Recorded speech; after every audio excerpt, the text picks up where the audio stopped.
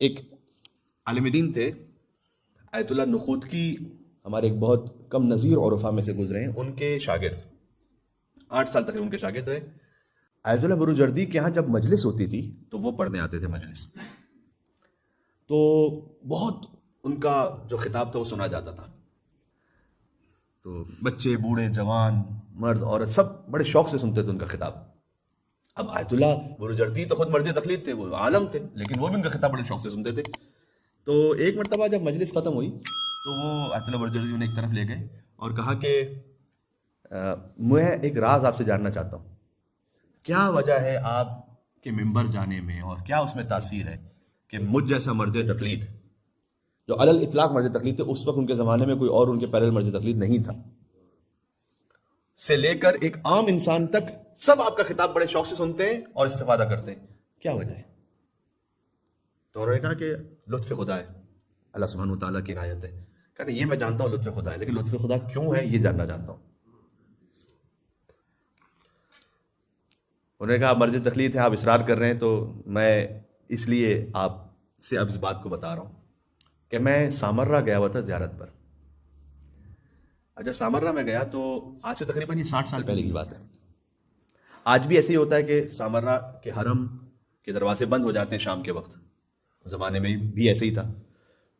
کہہ رہے کہ میں حرم میں تھا، اب حرم بند ہونے کا وقت آ گیا، تو میں نے حرم کے خدام سے بہت زیادہ ریکویسٹ کی کہ بھئی حرم تو بند کر کے چلے جائیں گے آپ، مجھے اگر اجازت دیں بس میں اندر بیٹھا رہوں رات بھر۔ تو انہوں نے بہرحال اجازت دے دی مجھے۔ اب سب باہر جا چکے تھے، میں فقط حرم میں تنہا، اور میں مہمان امام علی نقی علیہ السلام اور امام حسن عسکری علیہ السلام، ان کی بالکل زری کے سامنے۔ اللہم صلی علی محمد و علی محمد۔ آج امام علی نقی علیہ السلام کا دن بھی ہے، لہٰذا اس مناسبت سے میں نے مناسب سمجھا کہ اس بات کو پیش کر دیا جائے۔ جو اصل عرب ہوتے ہیں نا، اصلی عرب جو ہوتے ہیں، ان کی 2 خصلتیں ہوتی ہیں۔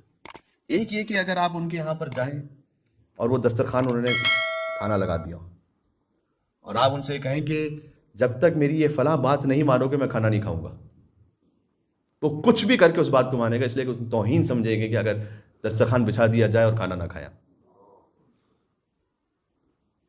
دوسرا یہ کہ اگر آپ کسی کے باپ کے ہاں چلے جائیں اور اس سے التماس کریں کہ آپ اپنے بیٹے سے کہیں کہ یہ میری بات پوری کر دیں، تو جو اصلی عرب ہے وہ کبھی بھی اس بات کو رد نہیں کرے گا کہ یہ میرے باپ کے گھر چلا گیا۔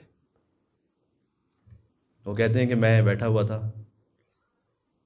سامرہ میں زری کے سامنے، میں نے کہا یا امام زمان، میں آپ کے بابا کے حرم میں آپ کے بابا کے دسترخوان پہ بیٹھا ہوں اور آپ کے دادا کے دسترخوان پہ بیٹھا ہوں، امام حسن عسکری علیہ السلام، امام علی نقی علیہ السلام۔ ایک اور مل کے صلوات بھی دے گا، اللہم صلی علی محمد و علی محمد۔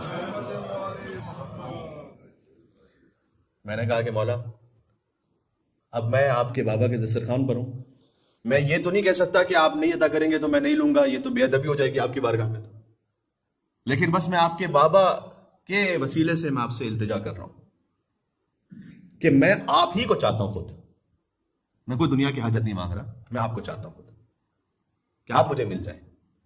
کہتے ہیں رات بھر میں نے اس طرح سے گزاری، جب فجر کا وقت ہوا تو باب قبلہ سے ایک نور طلوع ہوا اور میں بہت زیادہ تھا اس نور کو دیکھ کر، اور مجھے یہ یقین ہو گیا گویا کہ یہ خود حضرت حجت ہے جو تشریف لائے، کیونکہ میں نے ان کے بابا کا وسیلہ انہی کے حرم میں انہی کے ذریعے کے سامنے بیٹھ کر رات بھر عبادت کے بعد دیا تھا۔ تو امام آئے تو امام علیہ السلام نے کہا کہ مانگو، کیا مانگنا چاہتے ہو ہم سے؟ تو میں نے کہا مولا آپ کی سلامتی اور عافیت چاہتا ہوں۔ امام مسکرائے اور فرمایا کہ کچھ اور بھی مانگو۔ کہا آپ سے آپ کی سلامتی اور عافیت چاہتا ہوں۔ کہا اچھا کچھ اور بھی مانگو۔ کہا آپ سے آپ کی سلامتی اور عافیت چاہتا ہوں۔ 3 مرتبہ ایسا ہوا۔ امام مسکرائے، فرمایا کہ اچھی طرح گدائی کی ہے لیکن ابھی گدائی اور بھی باقی ہے، اور پھر فرمایا ہم تمہیں وہ علم اور تبلیغ کا ذریعہ عطا کریں گے کہ چاہے کوئی بڑے سے بڑا عالم ہو تمہارے سامنے یا کوئی چھوٹے چھوٹے سے عام انسان ہو، سب کے سب تمہارے علم سے اور تمہاری تبلیغ سے استفادہ کریں گے۔ جاؤ۔ نے عطا کیا، وہاں سے عطا ہو گیا۔ ایک مل کے صلوات بھیجیے گا محمد و علی محمد پر، اللہم صلی علی محمد و علی محمد۔